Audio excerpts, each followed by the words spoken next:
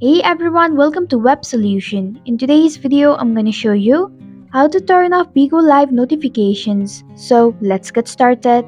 First, launch Open Settings on your mobile device. Scroll down until you find Apps option. Tap on it. Now select Manage Apps option.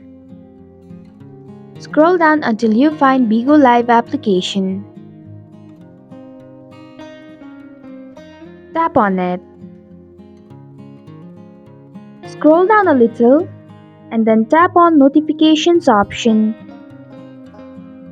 To turn off Bigo Live notifications, disable Show Notifications option. And this is how you can turn off Bigo Live notifications. Thanks for watching Web Solution. If you like this video, hit the like button and drop a comment with any questions or feedback. If you are new, subscribe and click the bell icon to stay updated on our future videos.